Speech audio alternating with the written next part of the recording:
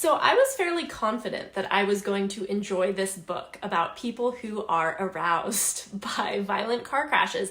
And I was even going to keep an open mind to the possibility of developing a perverse sexual fascination with car crashes myself. But not only was I not swayed in that direction, I did not like this book. Hello, welcome. My name is Leah. This is my channel, Dirty Little Literate, where I like to talk about books that are disgusting, disturbing, weird, etc. Oh boy, today's book is all of the above. We have Crash by J.G. Ballard.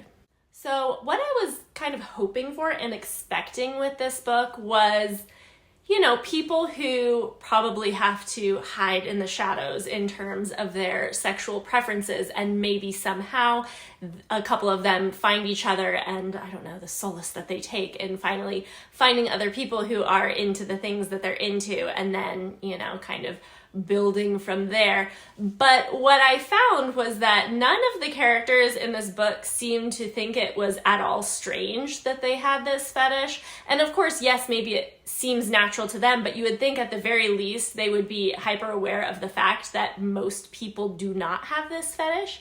And that was not the way that this went.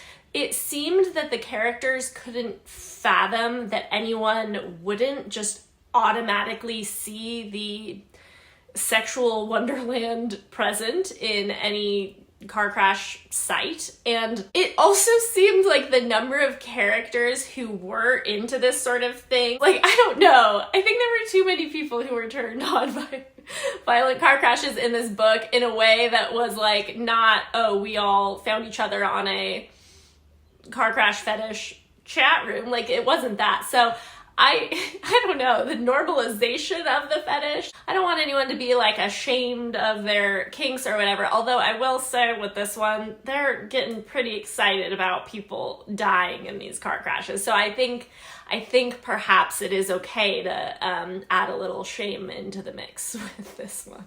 Interestingly enough, this author, J.G. Ballard, decided to make himself the main character. Him and the main character share the same exact name, and it's not so much that this book is supposed to be based on true events or anything like that, but I guess it feels like an acknowledgement from the author that perhaps this is his cup of tea as well. I don't know. I don't think that the main character is at all likable. So him being willing to make himself the main character when the main character is so unpleasant is a choice. So this book was written in the 70s, and I think it would be a lot even if it came out today. So the fact that it came out in the 70s was pretty impressive. So we have our main character, we'll just call him Ballard by his last name, and he was in a car crash. And prior to this car crash, he did not just naturally happen to have this fetish, but in the car crash, he is able to swerve and miss some of the cars that he was about to hit, but there is one car that he hits, and a husband and wife are in that car, and the husband is killed in the crash. And unfortunately, our main character, Ballard, does not seem negatively impacted by this man's death. If anything, this is what started it all. This is what got him going. And it seems like the people in this book, there's something about I don't know, it's not just that it's violence, because if there was a violent situation that was unrelated to the car, I don't think that they'd be into it. It's specifically, the car is a big part of it, but everybody's always creaming themselves at the moment of impact, and the woman lives, and he's kind of sexualizing the whole aftermath. So as they have all of the medical personnel, trying to help out at the site of the crash, he's looking her up and down he's loving that she's looking all battered from this crash, and that's getting him going further. I will say another element of this book that definitely makes it less enjoyable, but also seems perhaps intentional, is that the characters are not fleshed out at all. Very little / zero character development here. So we learn absolutely nothing about these characters other than their sexual interest in car crashes. We don't get a sense of who they are as people at all. And, you know, the book is told from the main character's perspective. And aside from him hyping up the sexual components of cars, he doesn't really seem to think about anything else. We don't get a sense of his hobbies or what he comes across like to people he's interacting with in a way where he's, you know, not talking about how fucking hot cars are. Like, we don't get a sense of who he is at all. And it seems to be the case with the other characters as well. And I think the point there could be that it's not really meant to be about individual people and what is wrong with these specific characters that they would be into this. I think it seems like the author really wanted to highlight the obvious connection between sex and cars and trying to make it like, oh, anybody could be into this because it's so natural. So let's not get too hung up on the specific identity of the people we're talking about here. And so there is a foreword in this book by a different writer who, at first, I guess back in the day, she thought like, oh, this is very anti-feminist and this is just so hitting you over the head, over the top, sexual and violence. Like, she just didn't seem to be feeling it that much back when she was like younger in college or something. But then as the years have gone by, she's like, okay, no, I think that was maybe a knee-jerk reaction of like, I'm a feminist, I can't like this book sort of thing. But then she now sees how, you know, there is such an obvious connection between sex and technology, which, you know, is neither here nor there to me. Like, I don't care if that's an obvious thing or not, and I'm fine that commentary on that is happening, but it just feels like the commentary is, hey, this is obvious, so why wouldn't we be into this? I don't know. So it feels like there's supposed to be a lot of, not necessarily social commentary, but commentary on the impact of technology as a whole. It seems like, I guess that's supposed to be a big message of this book, but you're so distracted by talking about, you know, how hot that car crash was that you really don't think about technology as a whole, or I didn't. Like, I was laser focused in on the violent and sexual car crashes that was at the forefront of my mind. So in addition to this book not being particularly character driven, it is not really that plot driven either. There's one big plot point that we find out about on the first page, and we find out that one of Ballard's friends just died in a car crash. And apparently this man, his name is Vaughn, he intentionally got in a car crash, of course. He was fascinated with the idea of causing a car crash that would kill both himself and the actress Elizabeth Taylor.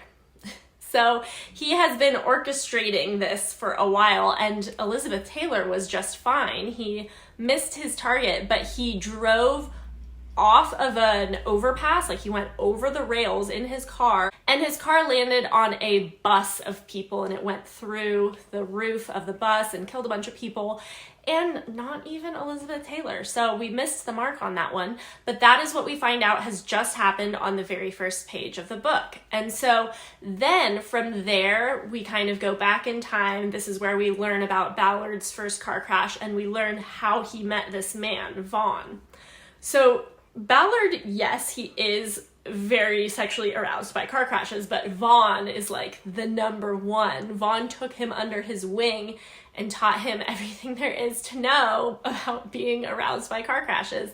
And Vaughn, at one point, I think it said like he's like a TV scientist. I don't know. He's given his 2 cents on the sets of different TV shows, I suppose. So he's someone that is, I guess, mildly well known. Ballard first met Vaughn when he was in the hospital waking up after his car crash, and he thought that Vaughn was someone who worked at the hospital. He didn't know who he was. And shortly after his car crash, he started seeing this man everywhere, and that is because Vaughn had started stalking him. So Vaughn has his radio tuned in to where he can hear, anytime there's a car crash or that, all the police and ambulances need to flock to, he's going to be flocking there as well. So he's honestly sometimes the first at the scene of a car crash. And wouldn't that be so horrible if you just got in a crash, you're very seriously injured, and the person who's there to help you has a boner? That's crazy. So I think Vaughn is interested in the aftermath of the car crashes as well. Like, what happens to the victims and where do they go in their lives? And anyways, him and Ballard end up forming this weird friendship that seems 1,000,000% based on this shared interest in the car crashes, because they don't seem to talk about anything else or have any connection in any other way. Vaughn's personality seems pretty not palatable.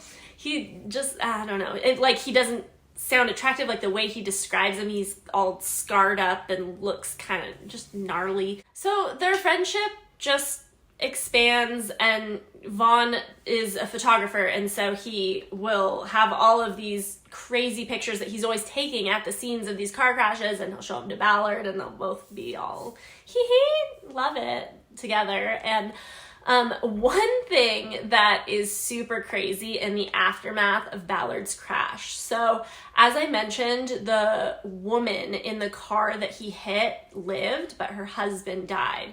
So he ends up seeing her at the place where you can pick up your crushed vehicle. And he sees her there, which timing-wise was just kind of like a weird thing. And he's kind of seen her around in a couple places, I don't know, like the hospital, whatever. Okay, this part just truly was like, okay, I'm not able to remain in the universe of this book in a way that feels at all believable to me. But basically, while they are at this warehouse of crushed cars, they kind of start flirting, I guess. She's flirting with the man who killed her husband, and he did not get any jail time, by the way. And it seems like they're both getting turned on at the prospect of car crashes, and almost like having sex in a way that's going to trigger memories for her of her husband dying in this car crash. And so they start an affair. Well, I don't know if you could call it an affair, because her husband is dead and Ballard is married, but him and his wife are very clearly like in an open relationship. They're both sleeping with other people all the time, and that is actually part of what fuels their own relationship. Like, at a certain point, they were kind of not that interested in each other anymore, but then they'll hear about the other person, banging it out with someone else, and all of a sudden they're a little bit intrigued. And what's super crazy is how his wife acts after his car crash. So after his crash, all of a sudden his wife is more interested in him sexually, and they're both kind of just feeling it more. I don't quite get it.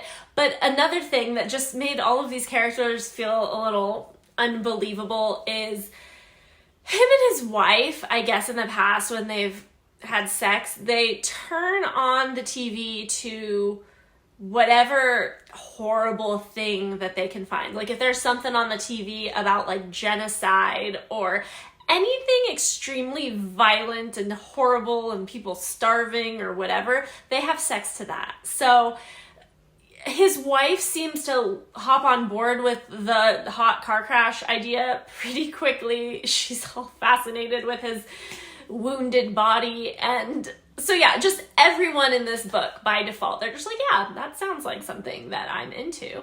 And so his wife actually starts having sex with Vaughn as well. They're like sort of just swapping everybody out. Everybody's having sex with everybody. Everybody's car crashing everybody.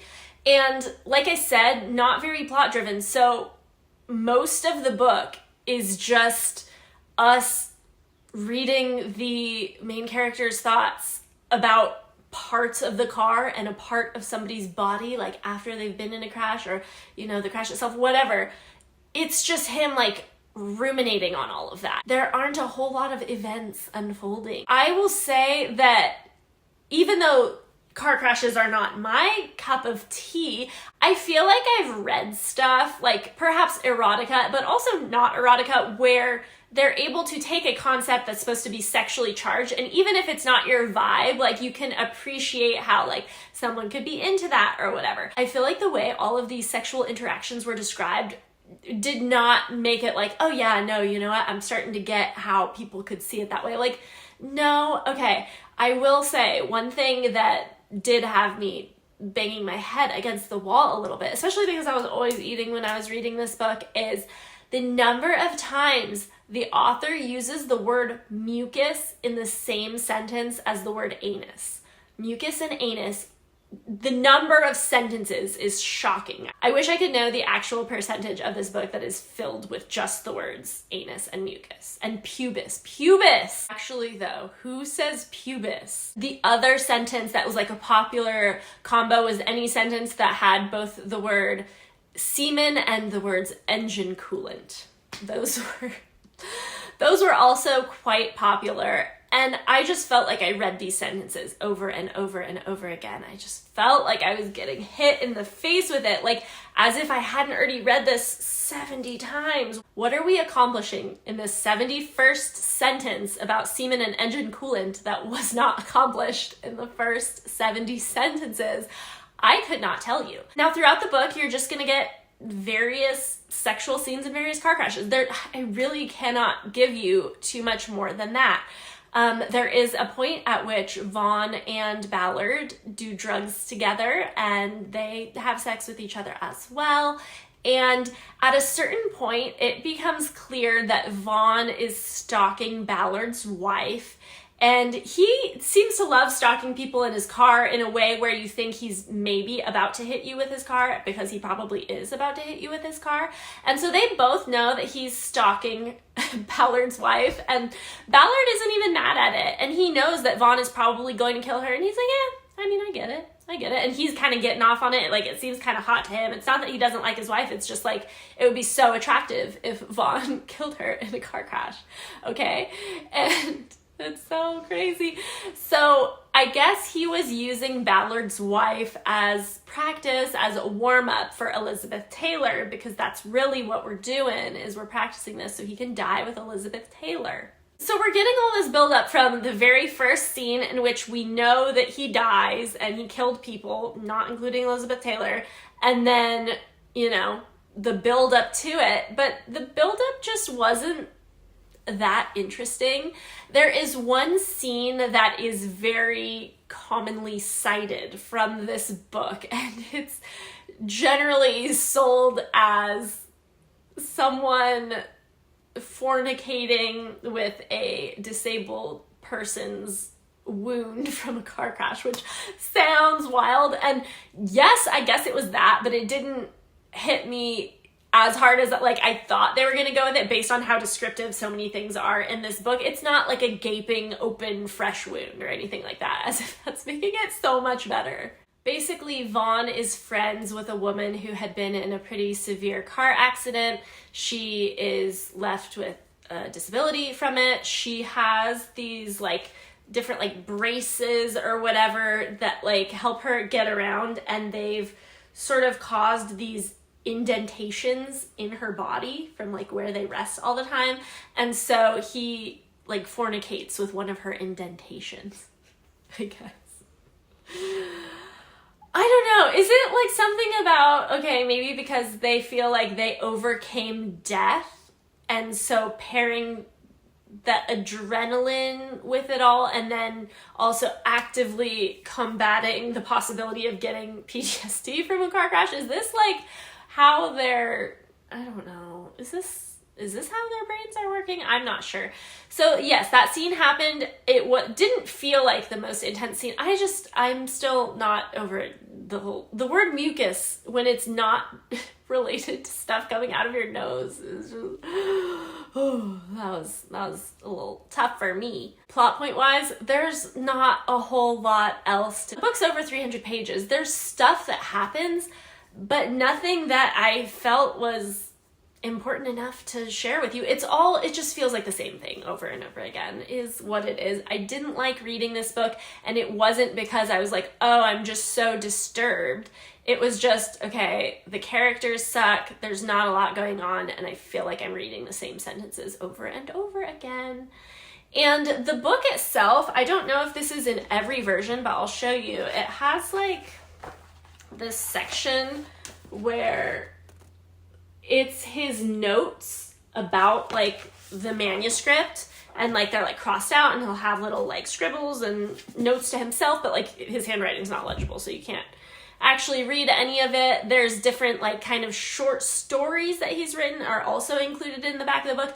None of it did anything for me. I honestly feel like, yeah, maybe the first chapter I was like, cool, and then afterward I'm just nah. What is fascinating though, and this is even written as like I think a foreword or something in this book, is after this book was written, 2 weeks later, J.G. Ballard, the real person, the author, got in a car crash and just, I don't know, try to tell me that that is an accident, try to tell me that that is a coincidence, and I feel like I don't believe you. I will mention there is something at the back of the book where it talks about this experiment, I guess, that J.G. Ballard did, where they had this room full of really, really smushed cars. It was supposed to feel kind of like violent and upsetting. And then he also had this woman who was topless, like there with the cars. And I guess the audience's reaction, audience members had really intense and like aggressive reactions to the scene, and J.G. Ballard is kind of speculating that people were uncomfortable because they were feeling the combo of the violent car crash / nudity sexual component, and people don't like feeling like that, but they do. And that's what he was saying about this whole thing. And they were like vandalizing the vehicles and getting really drunk, and just, I don't know, people seemed uncomfortable. So I don't know if there's anything to that or not. I would not recommend this book. But I feel like when there's books like this that I know are very well known in the disturbing book community, I can't not read it. So if you need to read it because this is on your checklist for the sake of that, just don't go into it as excited as I was. But that's it for me. So drive safely, and I will see you next time.